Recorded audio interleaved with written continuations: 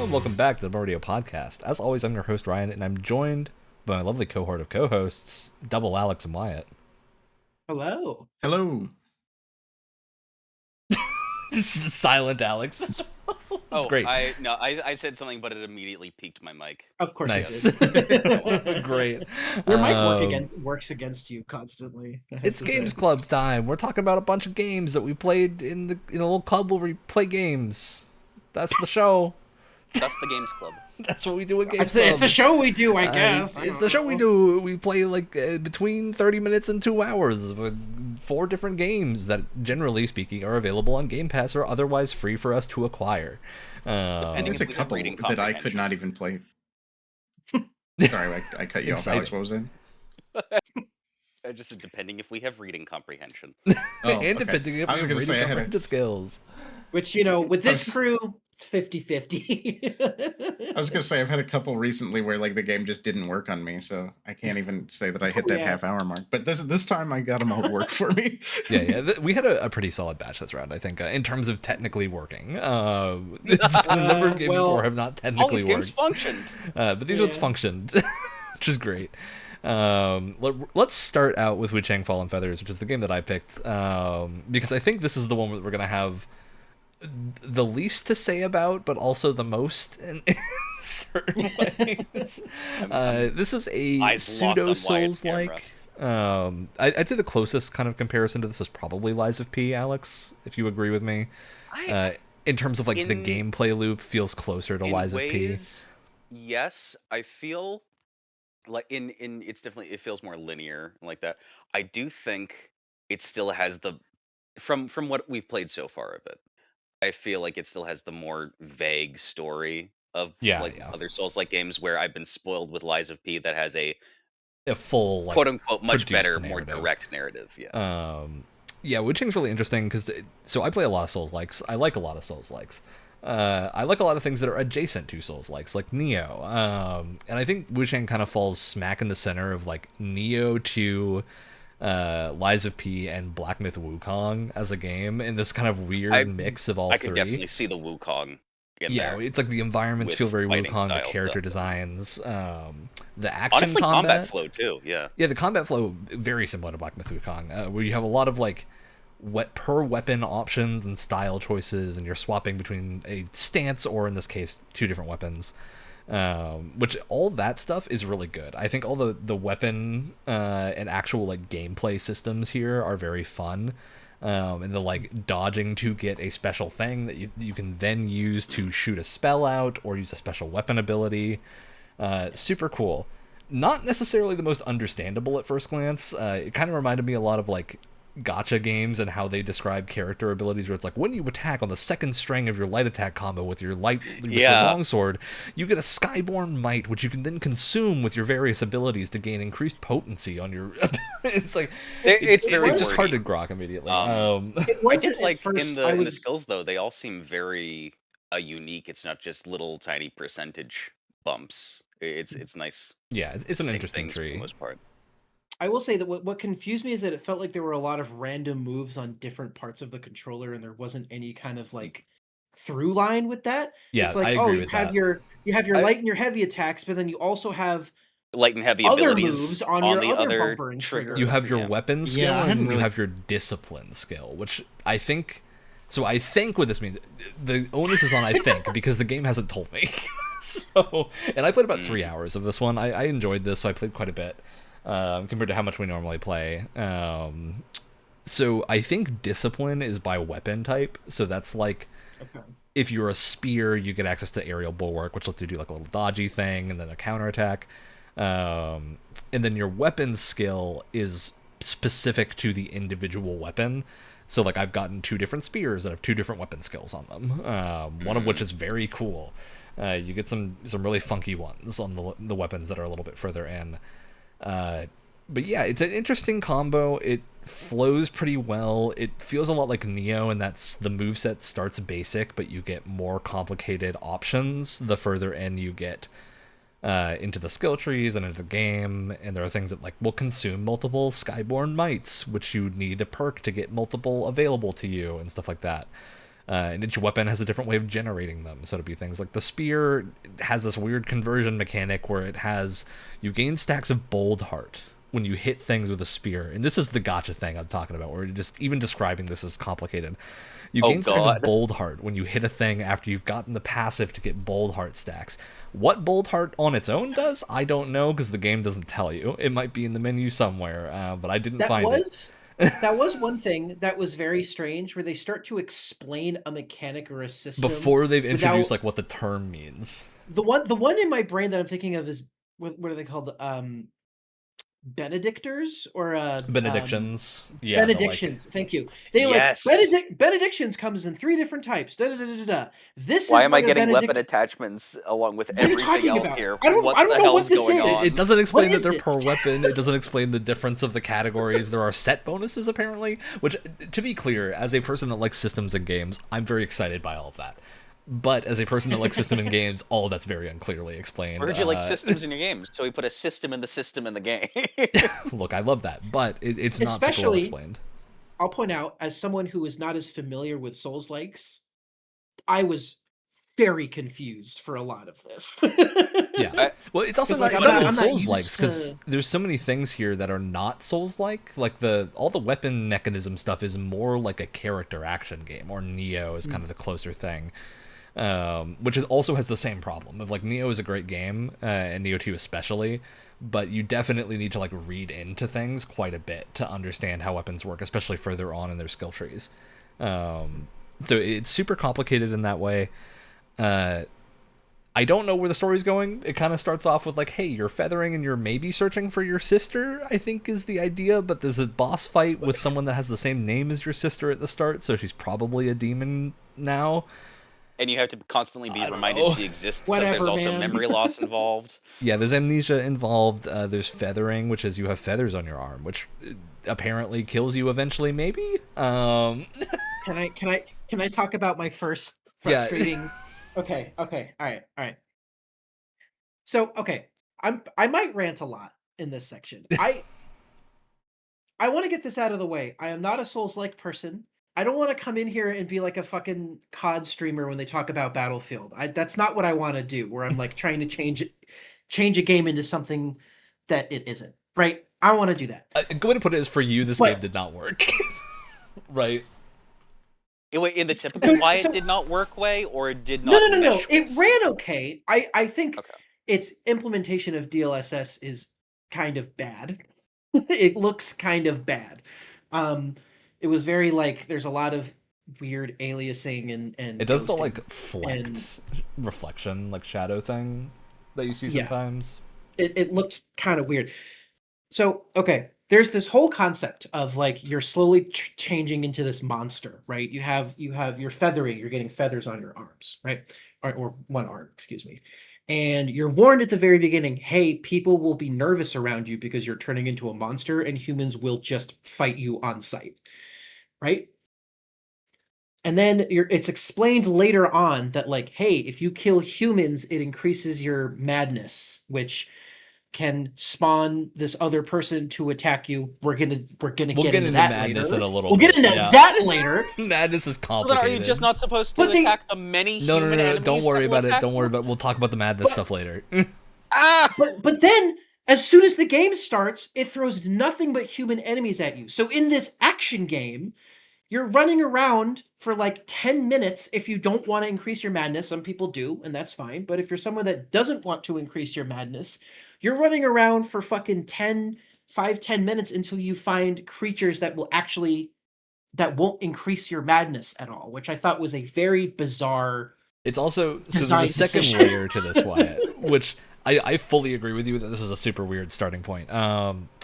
Because the story and the kind of just conversations you have with these characters at the start imply that you should not be killing random humans, but all the random humans attack you on sight. And they act like bandits, right? They're not like normal people. Yeah. They're like crazy bandits is the idea. So you have to fight them. Like there's just not really an option to not fight them. Because they'll chase you. And they will not go away. So you kind of have to fight them, which is, I think the idea is you're supposed to. Madness is now this whole secondary thing, which they warn you about madness, but they don't actually really tell you how it works. It's very confusing. So the way that madness works is madness both increases the damage you deal and the damage enemies deal to you. So it kind of is a 1-to-1 buff of both of you, right? It sort of makes everything more lethal, in your favor and not in your favor. I'm not sure so if I realized that. Because it doesn't explain it very well. So where I got the tutorial as to how to madness specifically works was after the second actual boss. Not the tutorial boss, the second actual boss. After I had already been using it for a while. There are skills, a lot of skills in the passive tree only activate at a set madness value. So you kind of need to be at high madness for those things to activate. Madness also controls how many of your quote-unquote souls, in the souls-like terminology, I forget what they're called, red mercury here, how much you lose. So if you're low madness, you don't lose very much. High madness, you lose all of it if you're maxed out. So that's a whole thing. If you're at max madness and you die, a crazy kind of naked demon lady attacks you at your souls pickup point, which is super weird and confusing. Who I'm pretty sure is the same insane half-naked lady that gave you the sword at the very beginning. Yeah, but at the beginning, it looks a little bit more normal in the beginning because it's a cutscene and you can't really see what's going on. But then the model in the game is just insane. It's uses these crazy moves that it just pulls it's some out of Kingdom nowhere. Death stuff. Oh boy, it's really funny. Yeah, it's also a hard-ish fight. So if that soul stain lines up somewhere that is in a bad spot, you're just not gonna get them back. That's just it for those. And I think that's intentional because if you die at full madness, it resets you to 0. So that can't happen more than once in a row, right? Because you have to die again to get your madness high enough for that to start triggering. So to be clear, it's kind of a neat idea, but it's not explained well. It's weird how many passives key off of this, because it feels like it should be kind of an optional system to put risk in, but instead you really have to if you want to start getting the cool stuff to work, and just a lot of stuff like that. It was just I don't quite get what the intention was with where that system landed. That is something I do want to stress, is that I think it's a cool idea in theory, but like you said, it's a combination of it's not explained very well. You're kind of forced into it to a certain degree, and because of the way the game starts and you're fighting so many humans, it doesn't really. It just makes it more confusing, especially because characters clearly tell you don't attack humans. That's the thing. I really think that part is the biggest problem, is that you're kind of told not to attack humans. Which leads me to two things. One, if people are going to attack you because you have feathers on your arm, just cover your arm. Cover the arm. You're covering the other arm too. You're covering one of them. Just cover the arm. This drove me insane. I was like, why can't I just But the thing is, none of the enemies are attacking you because you have feathers. They're attacking you because they're crazy. That's clearly established afterwards, is that they're not attacking you for feathers. They're attacking you because they want your money or whatever. So again, it's just kind of contradictory to what you're being told. Which one is it, right? You're getting told two different things. What it feels like to me is that they made all of the humans that attack you crazy, so you feel less bad about attacking them. But it goes completely against everything you're told and the bad and the mechanic. Yeah. I just turn around right before a boss and oh, why are my eyes red? Your eyes are always just red. That's just what the character looks like. Oh, I thought the madness thing was your eyes. They might get brighter, but it's not. I definitely noticed that they were still red. But this does lead me.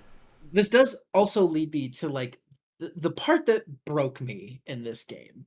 So you're spending so much time. If you're like me and you're okay, don't kill humans, got it, and you get that notion because the game tells you, hey, don't kill humans. So I was okay, got it. So you're running through the first batch of encounters. It's probably you're running around for maybe 5-10 minutes. And you're just running into human characters, and you're what am I doing? Where the fuck am I going? What's happening? And then the entire time, these fuckers are following you. And they do piss off after a while once you get out of their aggro range. But it's a big. They follow you for a long freaking time. Like Yeah. there was these two bozos that I saw at like there was like this one guy at the top of kind of the mountain that you started, and then as you walk down into this village, he's still fucking following you, and all the while there's fucking tutorials happening that stop the you. bigger problem. Yeah, that stops you. I did but go back to check why they weren't pausing for me. They just never happened in a situation where I had a thing fighting me. But like, it's wild that they do. So you're told not to attack these people. You're running by them, and they're still chasing your ass down this mountain. All the while, you're being forced to stand in place and read the tutorial of the game while also getting attacked at the same time. What kind of design is this? I'm sorry. This is terrible. I don't know if other people ran into this issue or it's just me, but like... Well, I think what happened is you took the instruction to not fight humans so seriously, which is what I nearly did, and then they attacked me, and I was like, well, screw them, I'm gonna kill them. Well, no. Yeah, it's because I didn't take it... It's because I didn't take it seriously at first, and I was killing people because I was like, oh, I guess I'm supposed to. And then the crazy half-naked bitch came in out of nowhere and, like, took all my souls. So then I decided to take it seriously. Until after the second boss. And I only died because I dropped off into a river that I thought you could go into because there was no fence or invisible barrier, and then I just died instantly. I fell for that, too. And so I go back, and then this half-naked bitch is here. Like it's so from that point on I was like, oh, okay, that's the madness thing, got it, have to take this a little bit more seriously. And that's when I ran into it because I was punished for not taking it seriously. Was this bit of water that you fell into between you and a big golden chest? Yes. Yeah, you did the same thing, Alex. Yeah, you get to it later. It's very funny. I got to the chest later, but like you can understand the series of events that led up to this, right? Absolutely. And so I get to this like town or village or whatever, and I'm like, I'm so over this. I don't care anymore. Like I went just postal. Like I was done. Yeah, it's an interesting one because I think. But I don't remember a lot of the discussion around when this game came out because I think it's been such a busy year for video games that Wuchang kind of feels like it got a little bit lost in the shuffle. But I definitely remember a lot of Souls-like fans talking about it and being like, oh yeah, it's pretty good, but just not doing anything crazy. And I think I largely agree with that. Like, this feels like a pretty good mix of a bunch of concepts and Souls-like stuff that's pretty fun. It's generally speaking, I think, easier than a lot of the super hard Souls-likes. Granted, that's only from the start of the game, so maybe it gets really hard later. But it definitely like is not as hard as Black Myth Wukong is out of the gate. It's not as hard as Elden Ring can be out of the gate. So I think this is probably a little bit more approachable in that way. But this has way more like combat stuff going on in the sense that almost makes it feel like a character action game, at which point it's competing with a whole different slew of things that aren't Souls-likes, and now you don't quite know what to think because all these systems are kind of complicated and things get a little bit lost in the shuffle of the whole madness thing, which I think is very much just like a cool idea in concept. In practice, it's a little bit hard to understand. And I think that's the biggest problem with it, because I think actually like the function of, okay, you only are going to lose everything after you've either died a few times or you've been through an area killing a bunch of humans. Otherwise you're only losing a little bit is fine. Because that definitely came in handy a few times where I got killed and was like, oh wait, I actually can still level up and like make myself stronger before I go back and fight what killed me to get my stuff back. So that feels cool. The bosses are fun. I think there's some really cool like boss mechanic designs here where you have those like crazy Taoist monks fighting you. It's very fun. There's like a cannibal monk that absolutely goes insane. You get lots of cool spells. You get like a little sword summon spell immediately, and it only uses one, so you can do it immediately after getting a might from any of your things that give you might, which is very fun because like there's no mana in this, so your spell casting is entirely based on just dodging and doing things correctly in combat, which feels way better to me than the way that like Souls games typically handle magic, because it feels like you're being rewarded for playing the game by getting to do a cool spell, rather than you avoid playing the game and avoid getting hit to spam your spell until you kill a thing, which I think is really fun. there's a cool weapon. I got a spear that is not like the other spear I have, in that when I attack with it, sometimes it splits into 3 parts and does like a sweep attack, and it can like set itself on fire and some other cool things. So there's like definitely some unique weapons that are really fun. But the whole time I was just kind of feeling like this pretty generic. Like there's not really, the story's not grabbing me. If it's really even that present, I think the biggest thing is just the mystery of what the feathering stuff is and why Wuchang is fine. So a bunch of stuff going on there. Who knows? Crazy characters keep showing up and saying things that I don't get yet, and I think that's the point, but it's a lot of it. I'm kind of hoping we get to Hulk out in some weird feathered monster form in late game. Be pretty sick. Yeah, I just don't know. I don't know exactly where it's going, and I think the thing that I'm kind of like left with after this is I do want to play more of this just to see, like, I think for me the thing that's keeping me playing this is the spell loop with the one-handed sword weapon has like this whole loop around being able to cast spells and do things like that. And it's super fun. Like that weapon's moveset is very flashy. It's way more character actiony than any Souls-like weapon combos and stuff. So it just is fun to use. And then the way that it works with spellcasting is really cool. That the weapon I have specifically lets you do a thing where you hit a button and then the next hit that would hit you just doesn't, and that's kind of cool because it makes the game much easier and you can really be putting the pressure on with that. So there's lots of cool things like that. But the actual story, I don't really, at least so far, nothing has grabbed me particularly much. Voice acting's fine, but it's just not that crazy. So, yeah, I'm curious if anyone else feels like particularly strongly about Wuchang. 'Cause I think in general, I'm just kind of left going, oh yeah, it's neat. I'm uninstalling it as we speak. It's fine. I might try to get to the next boss after that fire monk. Yeah. The biggest thing for me is that I think you're gonna agree with this, Alex, is that I have yet to finish Lies of P, and I think Lies of P feels like a better this in a lot of ways. Despite the setting being very different. It's not gonna hit on like the action. I say that. You say that, but I have the cool umbrella weapon that goes. That was my absolute favorite weapon in the game before the swamp monster katana. Yeah, you get some. Lies of P has some really fun weapons too, and so I definitely think there's some cool stuff there. But yeah, it's competing in a genre that has a lot of stuff. Like I've heard this year Kazan came out and people really liked Kazan, so I'm interested in playing Kazan. Yeah. I feel like that got lost in the shuffle too. That one for sure. I got lost in the shuffle at the start of the year. So I think it's a genre that's had a lot of games recently.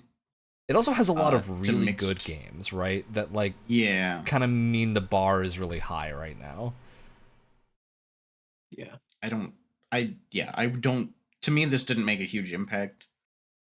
It's a genre that I'm hit or miss on, and so because I'm not super into the genre, this one was kind of, even as I was playing it, was kind of lost in the shuffle to me. And I don't want to necessarily say it's fully bad or anything like that. It just, it wasn't my thing. I mean, to me, it feels a lot like a perfect 7 out of 10 video game.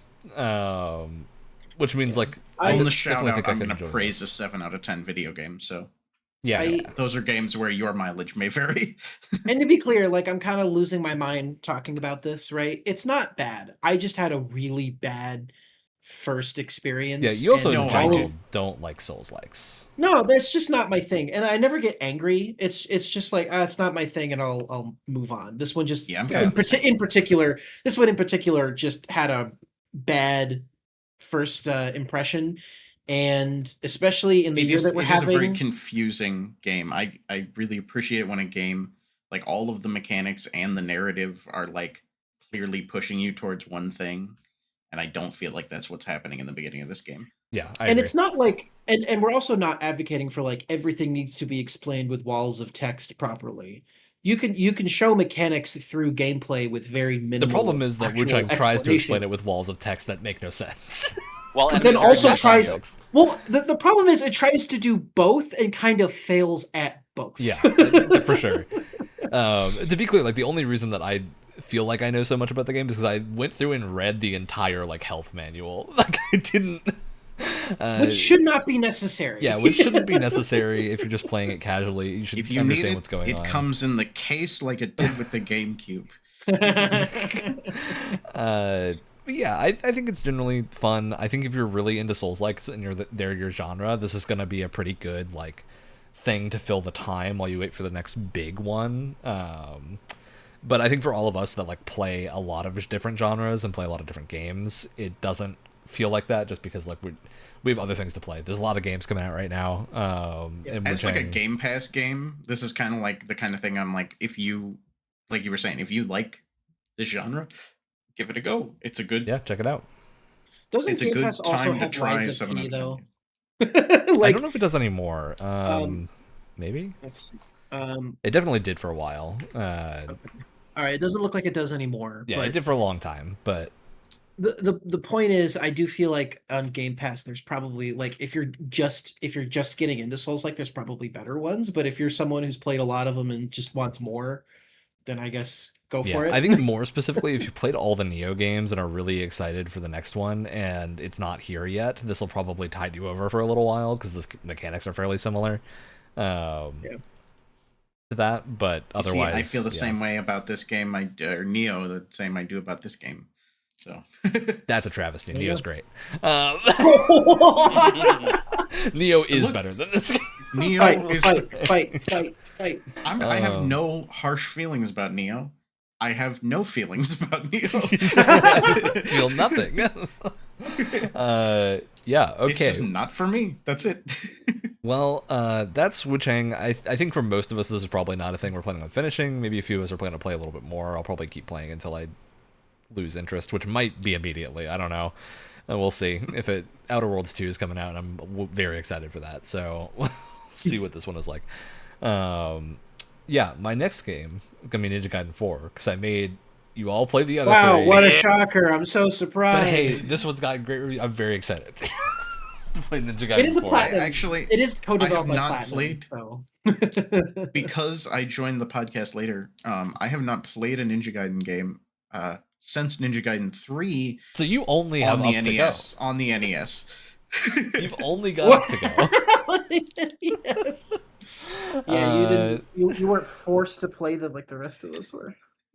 All right, I think a good next one is probably He Is Coming. All right, yeah, you want to take it away.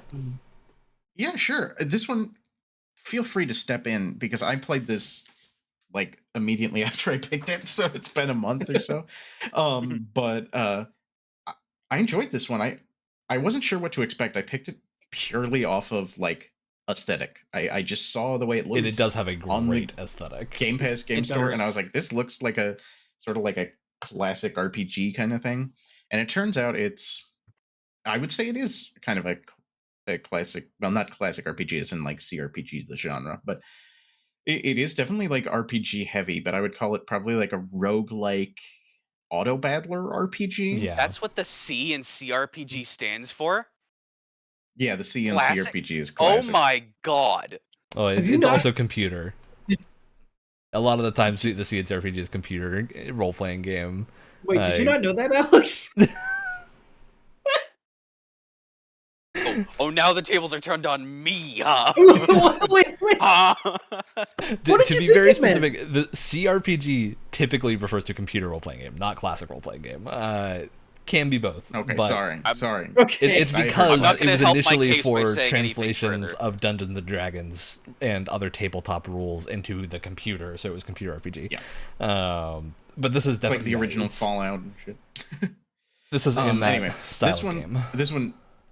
This one's pretty interesting. It like puts you in the world, which is kind of a map that reminds me of maybe like Final Fantasy Overworld, or classic like Final Fantasy Overworld, or even like a first Legend of Zelda game kind of thing.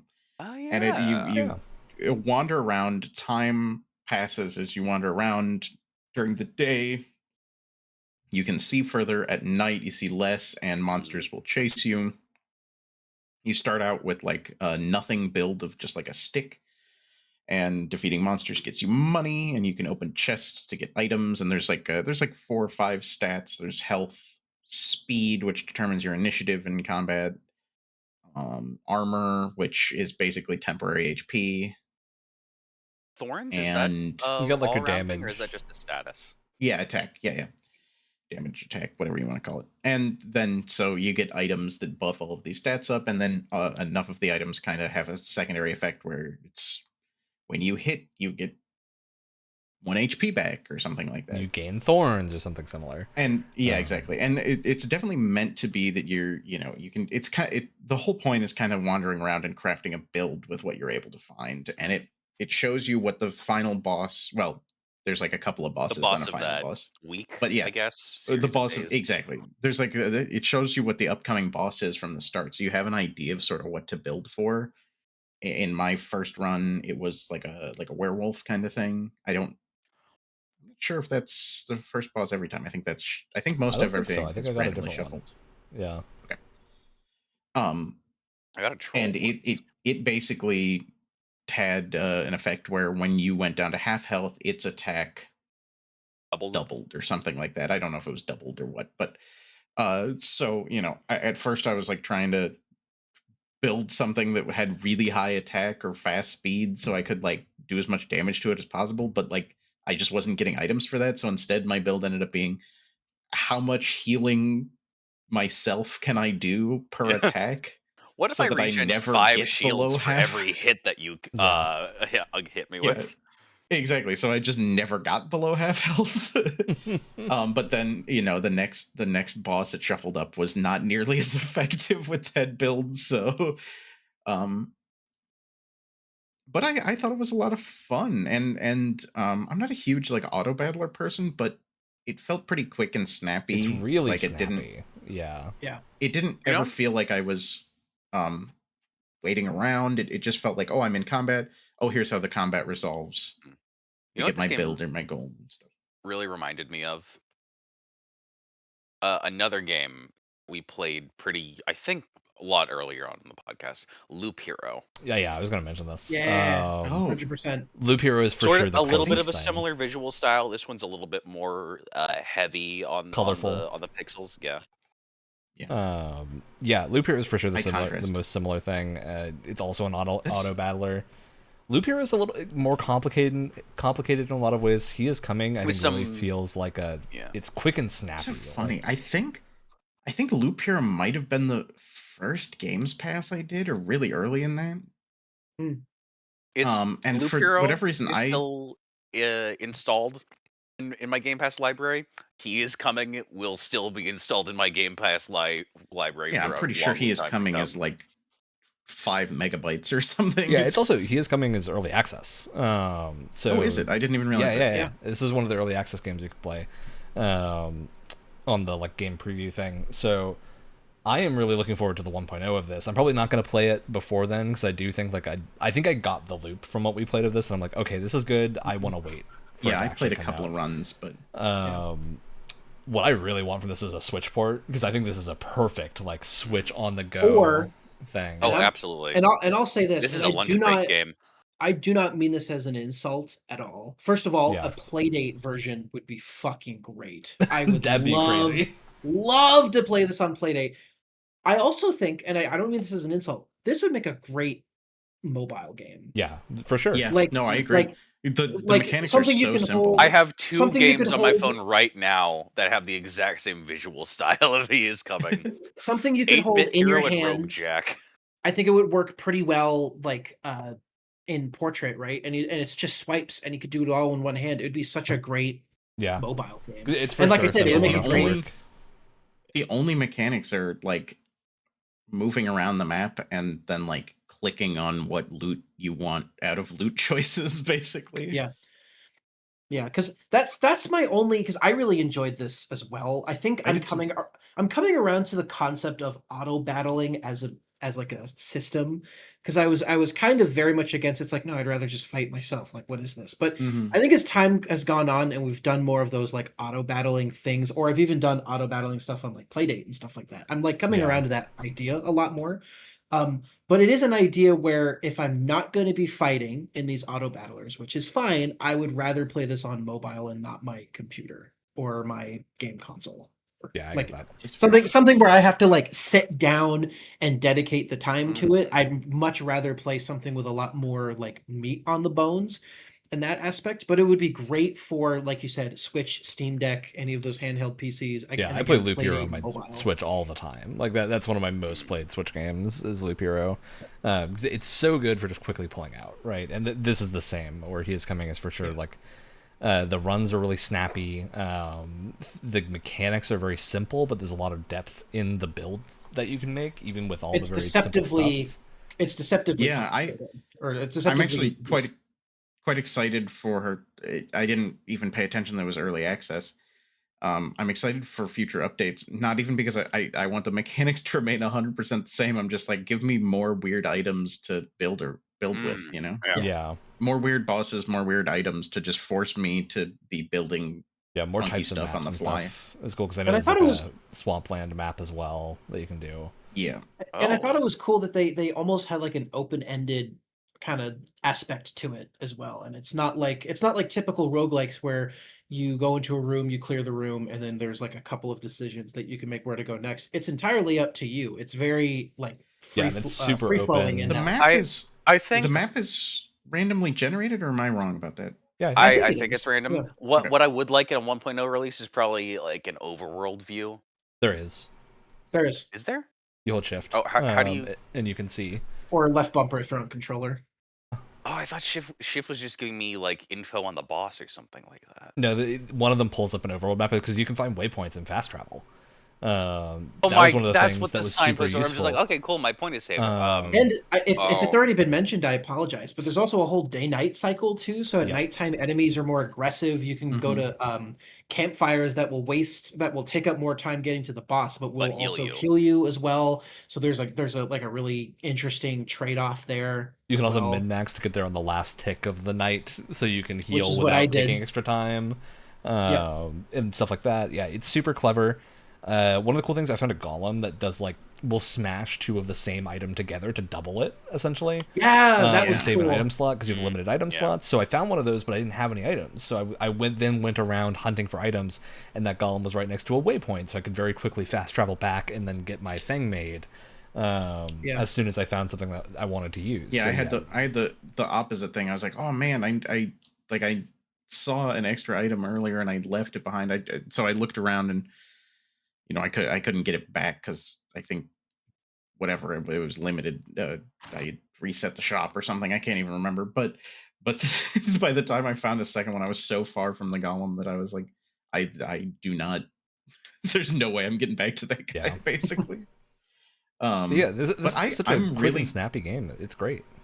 Yeah, I'm really glad that this was just a total whim that I picked this on. I was just looking through before we started recording the podcast. I went, oh, this aesthetically looks cool.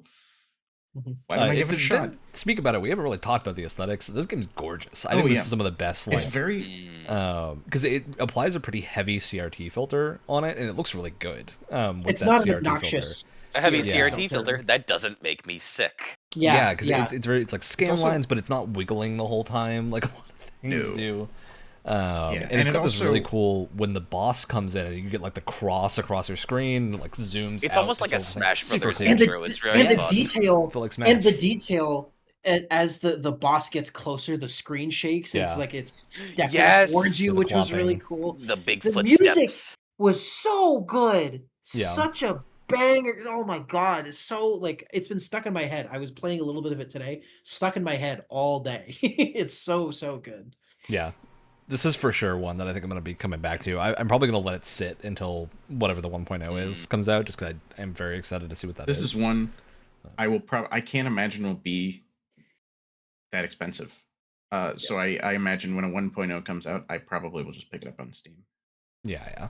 I'm looking forward to hopefully a Switch port. Let me say this: if this does make it to Playdate, this would be one of my favorite Playdate games.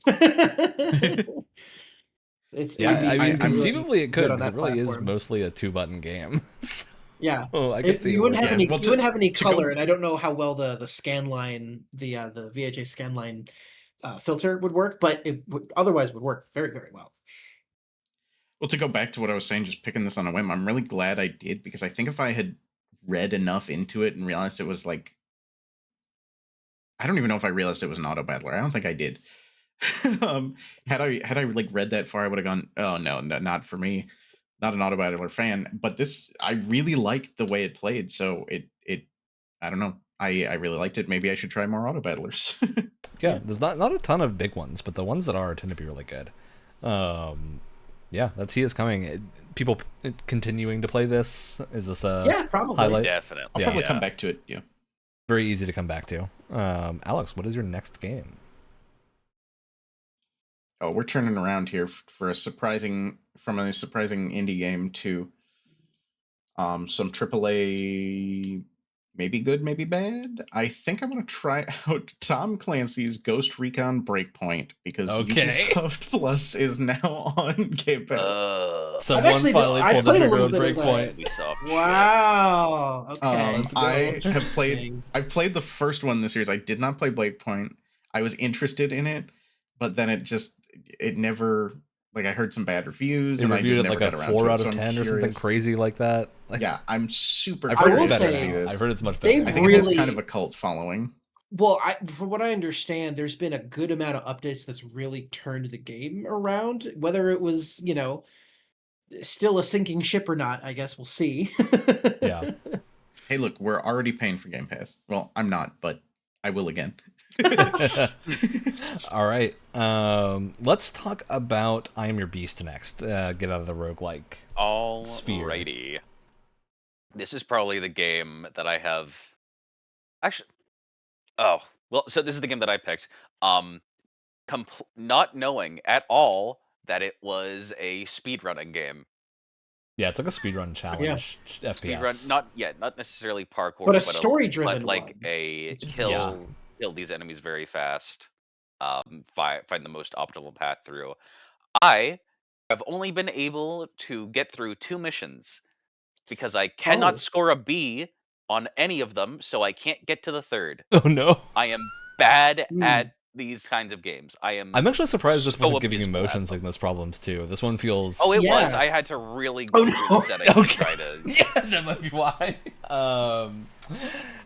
Yeah, I like this one, but that like is heavily caveated, I think. I love the story. So I love the presentation of the story. I think that this idea that, like, it's going to play you a tape of this almost like Jason Bourne getting called in type of conversation where it's just like, oh, you came here and you killed a bird in my forest, so now I'm going to kill everyone. It's kind of the setup for the game. Which there is a bit more to it. Yeah, there's a bit more of, like... You learn later on, but... It's basically like, until you leave me alone, I'll kill everyone that comes in the forest. Is kind of the setup.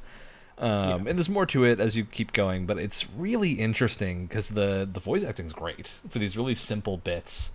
And I don't know if you noticed this, Ryan. It was almost like the voice acting was almost ASMR-esque. It was very crisp and clean and right into the microphone. It was recorded very close to a microphone and like very lowly spoken. So you can tell that the main character is just tired, like just doesn't want to be called in anymore. Yeah, I think it works really well. The thing that I disliked the most about this game, and I'm super curious if you guys are going to agree. So I think the biggest thing for me in this type of like speedrunning shooter is a non-stop flow. That's the most important thing. Because I played a lot of games like Shattered Steel, Echo Point Nova are 2 of my favorites, where it's just like a non-stop movement, non-stop going. You're like always going, you're resetting really quickly if you have to. Neon White too is one of them Neon White I haven't played yet. I really want to play Neon White. I was looking for that on Game Pass, but also, it was on it for a while. I don't think it's there anymore. It's not one that I would be able to play. But yeah, this one's really interesting because whenever you finish a level, it boots you to the menu. Yeah, and you have to select them. The levels are only like 30 seconds long. It really frustrated me. Like it was such a flow breaker every time because you get options when it pops up. None of them are continue. They're all back, try again, or see an overview. And the overview is super cool. I like it. It's a great feature to see like an exact timeline of everything you did on this map. But why can't I not just hit next level? Yeah, it was really weird. It was really weird. Yeah, that legitimately, it's such a minor complaint, but it is so important in this specific genre. 100%. to do that, because that flow state is so present here, but it's constantly interrupted by the end of a level, because the levels are very short. They're like 30-second to 2 minutes on the high end. Timed levels. That was the lowest I was able to get. I'm so curious how you were playing this game, Alex. I never stopped moving. I was always going forward. Not like a speedrunning one. When I tried to always keep moving, I'd get lost and stuck on rocks. And I would say too, almost exiting the kind of overview of everything. The best way to describe the gameplay is super hot, but the game doesn't slow down. Yeah, that's a good way to describe it. It doesn't slow down in a bad way. Well, I really enjoyed it. Good and bad. The benefit of the levels being so short is that you're never losing progress, right? Like, you don't really feel like you've lost a lot when you get put back at the start because you died. There's a lot of scenarios where it's about like learning the level. Okay, where are the barrels that I can shoot? Where's the bees that you can knock down that'll take out enemies for you? And all this stuff that you can kind of put together to make a perfect run, which is awesome. Like that's the core of a speedrunning thing that is very cool. The problem is this game has this narrative layer, and this narrative layer is not necessarily built on the speedrunning thing. And I was invested. In this narrative layer. And I did a lot of missions, and then I got to a point where there wasn't another mission to do, and I was getting A's, so I was like, what happened? Oh, what? And then I read it, and it's like, do 3 bonus objectives. You don't unlock the bonus objectives until you beat the mission once. So now, instead of continuing the story, I have to go back and replay old missions that I've already done to unlock a bonus objective to keep playing the story. That was frustrating. That for me was like I'm taken out of the story that's being put in front of me. Yeah. I'll say this too. The bonus objectives were one of my sticking points, because some of them forced you to play the game in a less fun way. Like, there was a mission, I think it was like mission 3 or 4 or something like that. Congrats on making it to mission 3. I need to see Alex stream this game for me, because I have so many questions. Anyway, but it was a mission where there was a lot of like red barrels, like explosive barrels everywhere. And the first time you play it, you're like, oh yeah, okay, I'm supposed to hit all these barrels at specific points. All the enemies clump up and it's perfect. The first side objective for that mission is you can only get kills from weapons that you're firing from the hip. So you can't use knives, you can't blow things up with the barrels, you can't use the bear traps, you can't do anything other than just hit them at hip fire with the gun. So it's like, so you've removed way to play. all the cool stuff in the mission. It's really interesting that they went that way with the challenges. And the thing is, like, that's fine for challenges that are optional, right? Like, that are like, hey, this is a challenge mode to get an achievement or something. But for being required to continue the story, it's frustrating, because it's now forcing me to play the game in a way that is not fun, to be specifically. And like the big one for me was the first mission has a challenge. The first challenge you get is kill enemies with the throwing knife only. So you have to throw your knife to kill them. There are only 3 knives in this mission, and you need 3 throwing knife kills. So it relies on you knowing which enemies have the knives, so you kill them first to then be able to kill everyone else with the knives. And that just makes it kind of frustrating to do, because it's just not like, I'm no longer going fast. I'm now like looking at them and analyzing what's happening, and I'm like, this is not the part of the game that is super enjoyable to me. That said, like, I'm super invested in the story. I think a lot of this is really entertaining. The mechanics are fun. I'm sure it's gonna go somewhere, because it has like 20 something missions, close to 30, and so there's a fair amount of time still left in this. I think we ended up at like mission 9 or 10. I'm on mission 10 at the moment. Yeah, I think right after 10 was where I got locked out from continuing. And I was just like, okay, I don't feel like doing the challenges right now to keep going. But yeah, it feels just interesting that they locked it that way, because I think in general it's less fun because of it. But the core loop here is really good. Like the actual movement and combat, the like quick flow, the Goomba stomping an enemy to kill them if you're jumping out of the sky to like take their weapon and then throw it. Like, all that's very cool. this is in the genre that I would call John Wick Simulator. Like Yeah. you're shooting people and then grabbing their guns out of there and shooting another person and then throwing that gun and then picking up a knife and then throwing it at someone else. It's like sick. And it happens so fast, but when you think for a second about all of the actions that you did in that mission, you're like, that was awesome. That was so cool. I also love like you can set up a bear trap on the floor and then have an enemy run over it in like a classic bear trap, Or or just chuck it at their head. alternatively chuck it at their fucking face. Oh my god. It's awesome. That's gotta be a horrific way to go. Yeah, and there's tons of like ways to interact with the environment. Like explosive barrels is one of them. The bear traps. I love that you can shoot like hornets nests or like beehives out of the sky and they start attacking people. I like that it's one of those like score attack like type of arcade games, but it does allow you to achieve the objective in a bunch of different ways, and it doesn't feel like you have to do specifically like a series of you don't have to unless do it you do the bonus challenges. Unless you that's what I'm saying is that like the bonus challenges I feel like kind of drag the experience down a little bit, and I kind of wish for the story mode they just kind of eased up on a lot of that stuff and just let you play through it. Yeah, I agree.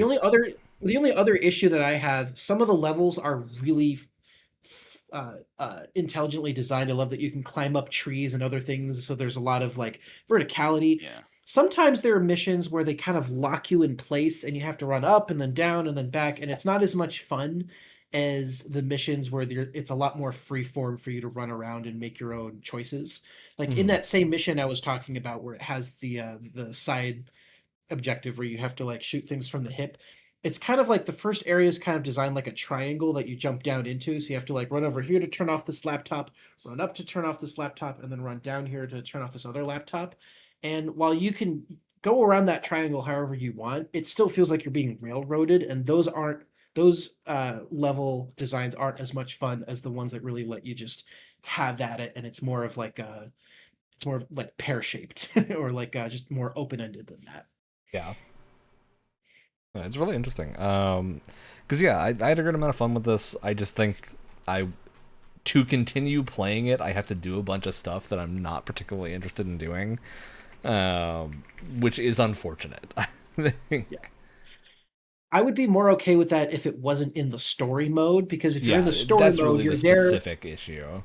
You're there for the fun gameplay, but you're there for the story. If you want to do score attack and you want to do more like side stuff and try and get the best runs possible, that should be a separate thing because the story really shouldn't be about that. You know? Yeah. That's it. Yeah, the story is great. I really like the whole setup here. The weapons are fun to use, and the way that aiming behaves here is different than most other games that I've played that have like a first-person shooter aiming system where it kind of like tightens your grip and kind of locks your camera down, but that works really well with how fast you move because you can kind of like strafe into view of an enemy and take them out, which I found myself getting used to very quickly. I weirdly found it a lot easier with this system to do headshots than in other games. Yeah, because I think it's pretty generous. Like it feels like what it does is if you're like X mark reticle is over a head, you get a headshot rather than being specifically you need to hit that point. Because it really keeps you moving. I just suck at this game then. But yeah, I think the actual gameplay flow here was really good. It just the challenge thing is interesting, and I don't love it compared to like Shattered Steel. This game makes me want to play Super Hot. It's because the combat sandbox here is the most interesting part, and when you restrict me from using the combat sandbox, it becomes annoying. Which, I think is, like, I don't want to say to the detriment, because I think it's fun for the challenges. I think the detriment is that the challenges lock the story, and you can't keep going if you were a story-focused player until you do the challenges that you may not want to do. That said, this is probably one that I'm going to finish. I think I'll go through this, depending on, as long as I don't keep like throwing harder and harder bonus challenges at me to be able to unlock the last few levels of the story, it should be fine. Like doing the 3 is not the biggest of deals. So I'm hoping that they don't keep throwing like harder locks at you. But otherwise, a lot of fun. Yeah. The aesthetic is also very good. This is one of those games that has like a very simple look to it, but it's a look that works really, really well. It's kind of on that like PS1 verge of like kind of low poly and meant to look kind of lo-fi, but has a lot more of like a modern VFX to it. Yeah, lots of visual pop. And a great soundtrack. Very, very good music as well. Oh, it goes so hard. It really locks you in the zone. It's awesome. All right. Anyone else continuing to play this? Is going to be a game that people think they finish, or are you done with it? Only if you make me. I do want to see you play this because I have so many questions. I have so many questions. About you, Alex? You feeling I Am Your Beast? I liked it. I don't know if I'd continue with it simply because there's other things I'm into playing. But nice. Not as a mark against this game. I don't think I'm going to continue with it. Would you say that it's not a mark against the beast? Of the beast? I rate that joke. that was a real reach right there. Okay, Alex, what's your next game? Thank you, Alex. Well, I was about to come up with a funny lead in for this, and I'm sure there's one there. Keeper. Great. Yeah. Very excited for that one. Yep. Okay. Let's take us home with Nine Kings. Yeah.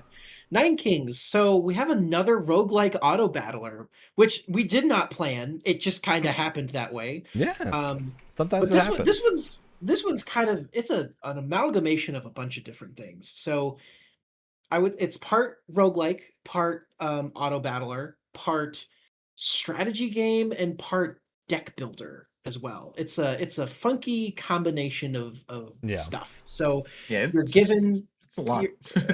It's a lot. You're given a 3x3 grid where you can just place down armies, you can place down buildings, that sort of thing, via your cards that are from your deck, and you have a hand in front of you. And when you get down to 2 cards left in your hand, that's when the battle starts. So you're getting attacked by one of the titular 9 kings, and whoever you're fighting kind of changes throughout the run. And you're playing one of them as well. And you're playing one of them as well. Yeah. And then the battle starts, and it's mostly an auto battler, but you do get to control the trebuchet that's in your yeah, castle. It kind of depends on what king you're playing as well, because the mechanics are a little different. Weirdly, it kind of reminded me of a Dome Keeper, if you've ever played that, where you're gathering resources and defending a point. Mix of that, and also, I don't know if anyone else played the old, I think they were called Age of War, the old Flash games where you would just summon units walking from one end to the other. Reminded me a lot of those. That was the first real-time strategy I realized I sucked at. Yeah, back in the era, those old, initial auto battler type things. Yeah. I think this definitely has a lot of DNA of those in that. But a lot of the buildings you place down can either empower your units in some way. They do a thing where it empowers plots that are adjacent to it or something like that. There's also towers that will buildings that will watch towers that will shoot at enemies automatically. Yeah. You can place cards on top of each other to power them up on the plot and stuff like that. At certain points, you can add more plots, so you can add more stuff, which is nice. There's gold that you can earn, that you can buy different cards from vendors and stuff like that. I'll be honest with you. At first, I was really stumbling my way through this because it does not explain itself very well. This is another game preview early access thing, and it tells you the very, very basics, but there's a lot of things that it doesn't tell you that can really screw you up in a first run. It doesn't tell you about putting 2 of the same cards in the same plot to power it up and level it up and that sort of thing. But once you figure those things out, this is another example of not into auto battlers, but this one I actually thought was quite intriguing, and it was really interesting trying to figure out the best arrangement for all of your different cards and which ones you should or shouldn't get rid of, whether it's the right time to get rid of it. A lot of the units are really interesting. There's an army card called Mercenaries, where the amount of units in that plot scale depending on how much money you have. So the more money you have, the more mercenaries you have, the less money. Makes sense. Which I thought was really interesting. the different like kings that you go up against are kind of focused on different bonuses and different types of upgrades and stuff like that. I thought it was really neat. Kind of has this like pixel art style. It's very simple pixel art style. Yeah, I liked but it really overall. well put I thought together it was art style. yeah. I liked it overall. Once I kind of figured out what was going on, I would love this on like it's a good mobile game. It would be good on my phone. I feel like it would be good on make a good like Switch port. It would be fun on Steam Deck as well. I really liked this one actually. Yeah, this is an interesting one to me because this is one of the games that I have played this before. I picked this game up when it first came in early access. It's the one I've played the most of this bunch, just because I played quite a bit of it before this episode. I really like Nine Kings. I think it's got some of the most intelligent, like simple strategy roguelike building aspects in it. It's a combination of a lot of really cool things. Where it's fast, it's snappy, it's got a really easy to understand flow. Each of the kings plays very differently as well, so and you unlock them gradually. So you have like an actual path to like getting unlocks. You've got meta progression for each king that give you different abilities that you can use. Different things like unlocking an extra plot of land at the start and things like that can end up being really important in the long run. You've got modifiers that are like, oh, this king can't buy land at all, so you have to, whatever you have at the start is what you've got, unless you get lucky with card draws that enable you to get something else. And other really cool things like that, where there's tons of stuff. Some of them are more built around like, oh, this king has defenses and towers and not units.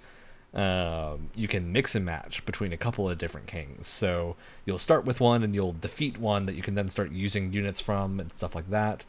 So you'll be able to kind of combine and get things like, oh, I'm a normal king of nothing army that has regular soldiers, but I also summon crazy blood imps that do cool things and all this stuff.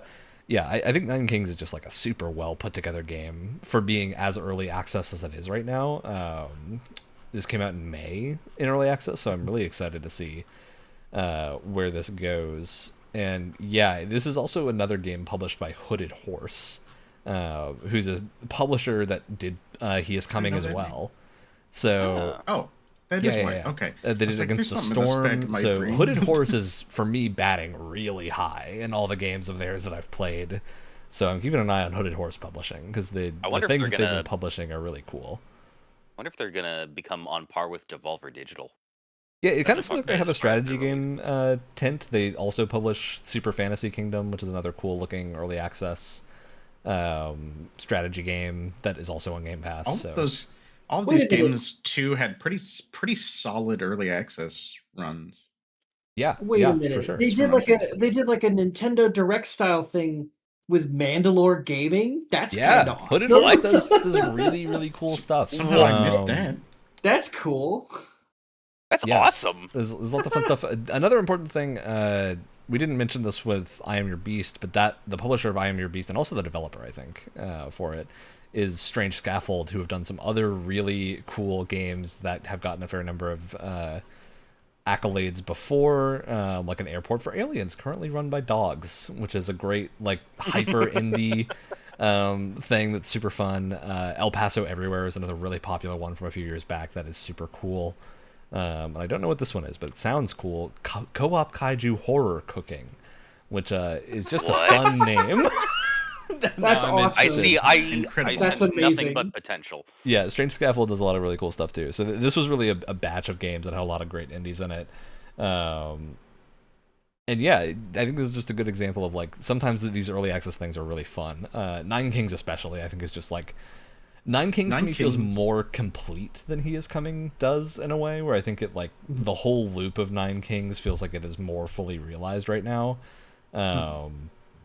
In a way that I think is more immediately fun to play, even though I do really like He Is Coming as well. So I will say, and this may kind of transition into my review of if I will continue playing this, but this was a game that takes a lot of mechanics and stuff that are not things I usually enjoy and makes something out of it that I did find pretty engaging.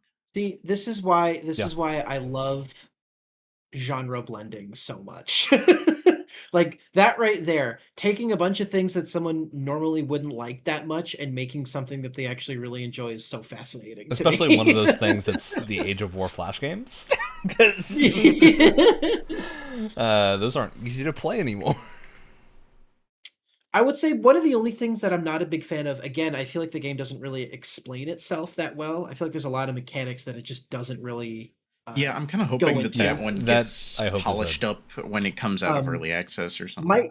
My other issue, I don't know if anyone else felt this way. Oh god, I'm about to sneeze. Hold on. It's going. Are we good? We're good. Sorry. Nice. So the game has a lot of cute sound design where a lot of the army guys that you put out there like meh, and they're like tiny and there's a lot of high pitched screaming. Did anyone else find that really grating after a little while, especially if you play the battles at a faster speed? Mm-hmm. I was like, oh my god, I want these guys to shut up. Yeah, I get that. Personally, I find it endearing.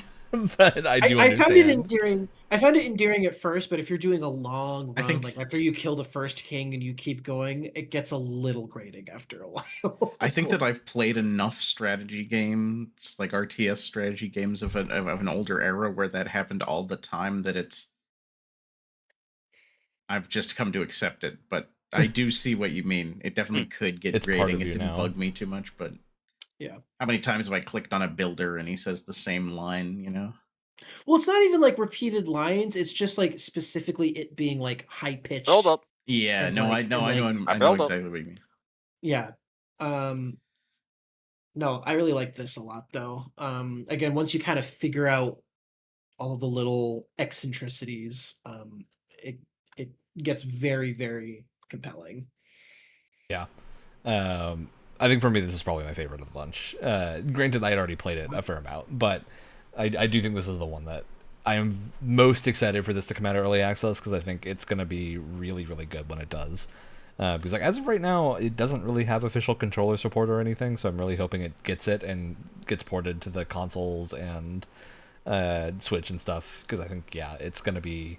Especially like a Switch game, this is a perfect. You've got like 10 minutes at an airport and want to jam out a quick Nine Kings game or something or start one because it's very snappily paced and turn-based, so it's easy to get a hold of. But fortunately, I think this game would be a little bit harder to put on Playdate simply because of the catapult.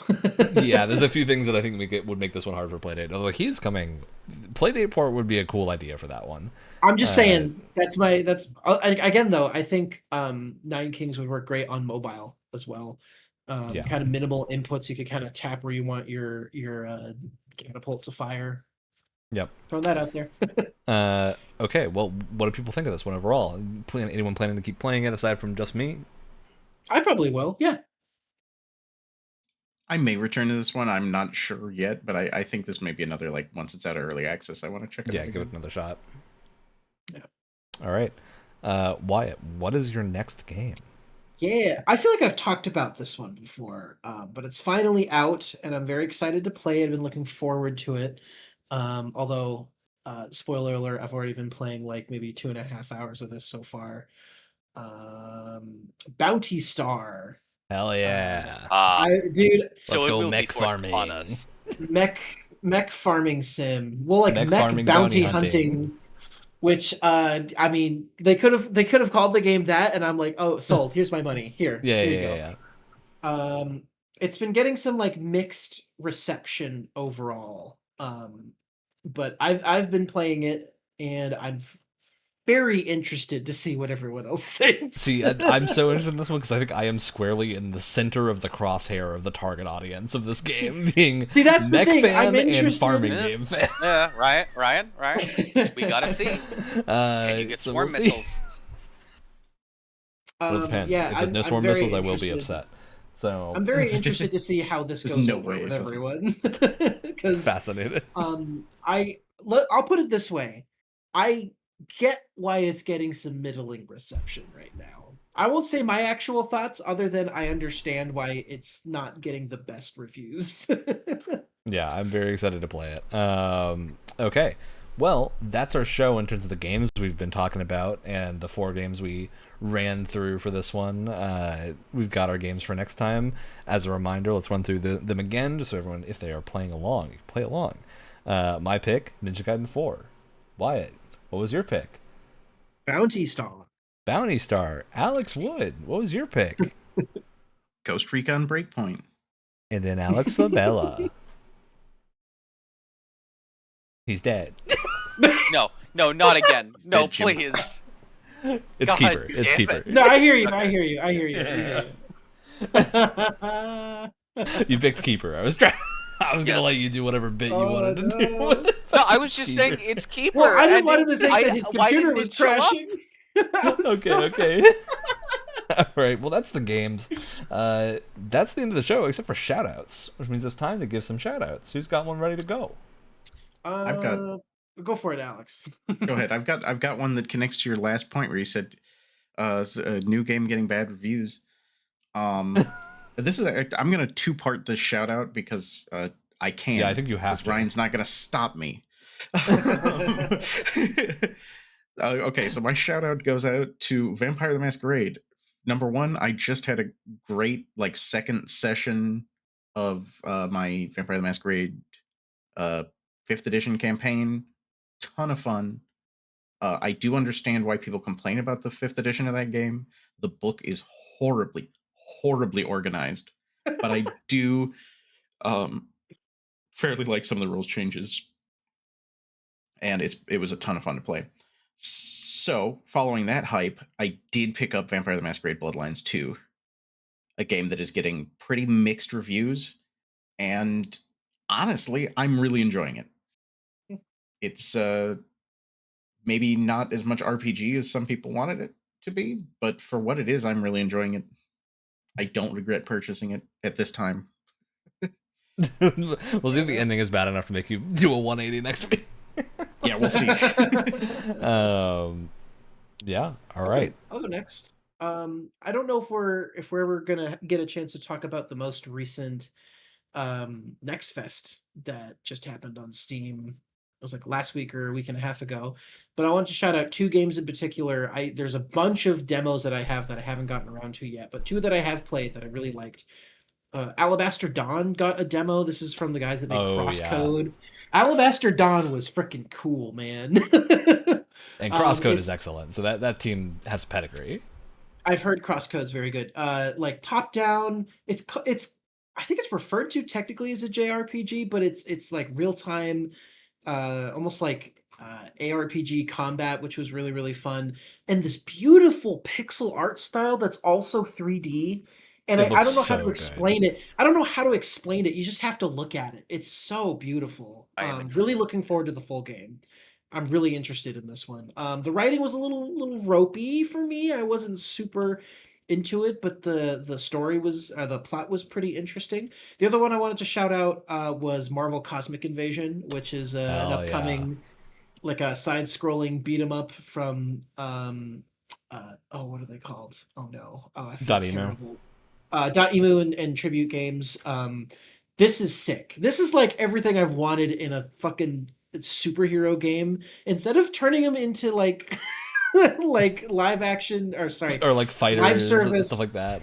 Give me listen, fighting games for superheroes totally fine. It's just not my thing. Sometimes I want a different thing, and I like fighting. Sometimes I want a different thing that isn't live service slop, and this is exactly what I was looking for. Some really fun moves. You can play it as She-Hulk and suplex people, and it's fucking phenomenal.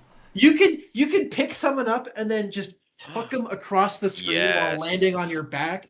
Well, I'm so excited to play this in multiplayer. It's gonna Are be there? So there with multiplayer, there's got to be fastball special with Wolverine. Please. Probably. I think they have team up moves. You can jump on people and then start stabbing them as Wolverine. I tried a little bit of all the incredible, really cool stuff. I hadn't looked at the characters yet. Do they have some of the characters that are from the X-Men arcade game? Do they play similarly? Do you know? There's some X-Men here. So there's Wolverine. Right? There's Wolverine. I have a little picture here. There's Wolverine. There's She-Hulk. There's Rocket Raccoon. Someone I've never heard of before. They love putting Rocket Raccoon in video games. Someone I've never heard of before. She kind of looks like I literally, she has like a sword and like a red suit and like a cape. I've never seen her before in my life. Magic? I don't think so. Zatanna? I could be.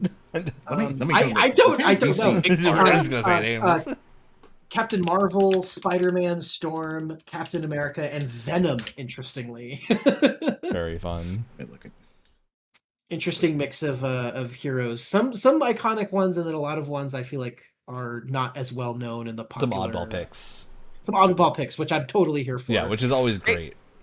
That's how I learned that apparently Luna Snow is an actual Marvel character and not just a studio. Very. No. Oh, that woman is Phyla Vel. I've never heard of her in my entire life. Crazy name, love it. Yeah, she was my favorite character to play, though. Captain Marvel and also been Quasar. Huh? She's like a Guardians of the Galaxy-esque like space character. Huh. Oh, okay. Annihilation and Guardians of the Galaxy and stuff. She's not a major character. She was my favorite to play in the demo, though. She was really cool. Anyway, I want to shout out those two. There's a lot more that I played, but those specifically were a lot of fun. Yeah. Okay, Alex, what you got? My shout out. I love the pause for suspense. The suspense is killing me. What? You've killed him, Alex. Sorry, I was stretching. So good. Ghost of Yotei. Phenomenal. Hell yeah, baby. Simple. I'm going to be playing more after this podcast is done. I'm excited to play it. I've been finishing up Ghost of Tsushima recently, so it's great. Very excited. So is Alex. Yeah, that's right. I came almost directly from Tsushima to starting Yotei. Yeah, I'm super glad you actually got to play through close all to the end before Yotei. We'll probably dedicate an episode to Yotei at some point. Yeah, I'd assume it's gonna happen. I think holidays we'll put like slow on the time frame for that, just as we get through everyone traveling and all that. I don't want to rush through it. I feel like Yotei is a lot slower. Yeah, Yotei's got a calmer pace to it, at least at the start. Yeah. I don't want to rush through it, but also Outer Worlds 2 is right around the corner, and I don't know if I'll be able to play both at the same time. Playing Outer Worlds 2 is really good. I was not expected to be as into it as I am, but yeah, I'm really enjoying Outer Worlds 2. So excited. Oh, you can play it already? Yeah, if you have the premium edition, you can. Okay. It actually comes out and is on Game Pass as of next week, but yeah. Okay, I'll hop in with my shout out. I got a fancy little thing. This is the Teenage Engineering OPXY. It's a little. I was about to say that's Teenage Engineering, isn't it? Yeah, it makes a bunch of noises. It's got some crazy stuff. You can do like cool bits on the thing where they do beats, and it does little things. So I've programmed some in, and I can like go like this, and it does a thing and stops the music, or does like beats as it goes, and other fun stuff like that. So there's just tons of really cool stuff that this thing can do. You get a bunch of tracks that you can like mess with. This is essentially a step sequencer with just a lot of cool stuff. So like this is a synth engine that looks like a hairdryer for some reason. This one isn't doing anything, but it's a prism, and then you got all sorts of stuff like chords made out of weird blocks, which is always fun. So yeah, very fun little device that's super powerful. Way more in depth than I thought. It's on sale for like a few more days. Generally quite expensive. The sale brings it a little bit more into the realm of reasonable, though it is still very expensive. But very fun to mess with. Heavily recommend if you're a big like audio head and just want a thing that you can use that doesn't need connections to anything. It's also like very light and very thin, so this is very easy to like pop in a backpack and just keep going. It's smaller than a keyboard. Super easy to. Does it have a case or anything that comes with it to where like you would be worried or not worried about? It has like a foam case you can take. I would definitely say if you want to like take it somewhere, getting at least like a dust protector is probably good. Although this thing it's metal. Like this is a metal construction. It's very feels very sturdy, even just as this.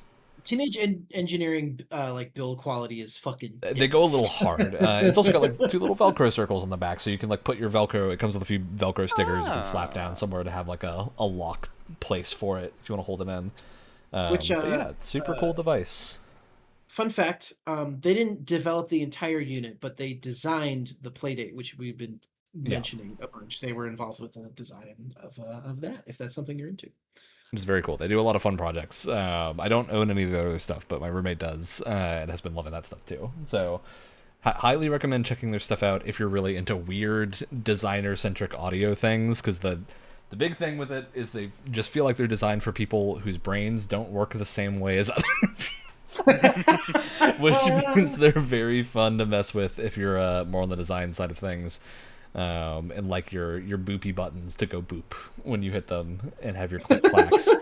Yeah, it's very fun to mess with. So that's the shoutouts. That's the show. We'll catch y'all next week with things and stuff. As usual, remember to like, comment, and subscribe and all that jazz on YouTube, Twitch, the podcast platform of your choice, and all that jazz. You know, so there's a new option in YouTube where you can hype a video.